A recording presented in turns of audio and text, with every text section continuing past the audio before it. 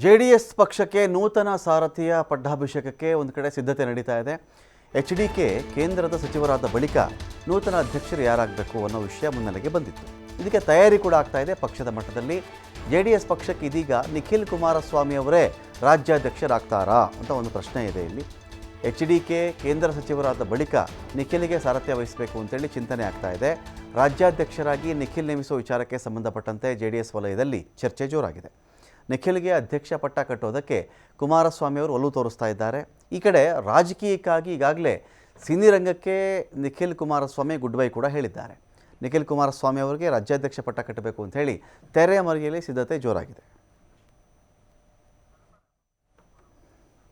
ಏನಾಗಿದೆ, ಒಂದು ಕಡೆ ಈಗ ಕುಮಾರಸ್ವಾಮಿ ಅವರು ಕೇಂದ್ರದ ಮಿನಿಸ್ಟರ್ ಆಗಿಬಿಟ್ರು. ಈಗ ಅವರು ಒಂದು ಕಡೆ ಮಂಡ್ಯಕ್ಕೆ MP ಎಲೆಕ್ಷನ್ಗೆ ಕಂಟೆಸ್ಟ್ ಮಾಡಿದ್ರು, ಗೆದ್ದರು. ಸ್ಟಾರ್ ಚಂದ್ರು ವಿರುದ್ಧವಾಗಿ ಅದೃಷ್ಟ ಕುಲಾಯಿಸಿತ್ತು, ಅವ್ರಿಗೆ ಮಂತ್ರಿ ಕೂಡ ಆದರು. ಈಗ JDS ಪಕ್ಷವನ್ನು ರಾಜ್ಯದ ಮಟ್ಟದಲ್ಲೇ ಮುನ್ನಡೆಸೋರು ಯಾರು?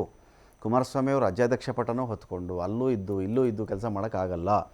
ಇದರ ನಡುವೆ ಈಗ ಒಂದು ಕಡೆ ಹಾಸನದ ರೇವಣ್ಣ ಅವರ ಫ್ಯಾಮಿಲಿ ಅಲ್ಯಾರನ್ನ ಕರ್ಕೊಂಬಂದು ಏನಾದರೂ ಮಾಡೋಣ ಅಂತ ಹೇಳಿದ್ರೆ ರೇವಣ್ಣ ಬೇಯ್ಲು, ಭವಾನಿ ರೇವಣ್ಣ ಅವ್ರ ಬೇಯ್ಲು, ಸೂರಜ್ ರೇವಣ್ಣ ಮತ್ತು ಪ್ರಜ್ವಲ್ ರೇವಣ್ಣ ಇವರು ಪರಪ್ಪನಗ್ರಹಾರದಿಂದ ಕಸ್ಟಡಿಯಿಂದ ಪರಪ್ಪನಗ್ರಹಾರಕ್ಕೆ.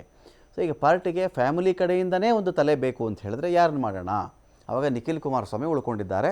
ಜೊತೆಗೆ ಕುಮಾರಸ್ವಾಮಿ ಅವ್ರ ಮಗ ಅಲ್ವೇ, ಬೆಳೆಸೋಣ ನಿಖಿಲ್ನ ಅಂತ ಕೂಡ ಇದ್ದಿರಬಹುದು. ಇದೀಗ ನಿಖಿಲ್ ಕುಮಾರಸ್ವಾಮಿ ಅವರ ಹೆಸರು ತುಂಬ ಮುಂಚೂಣಿಗೆ ಬರ್ತಾ ಇದೆ JDS ರಾಜ್ಯಾಧ್ಯಕ್ಷ ಪಟ್ಟಕ್ಕೆ.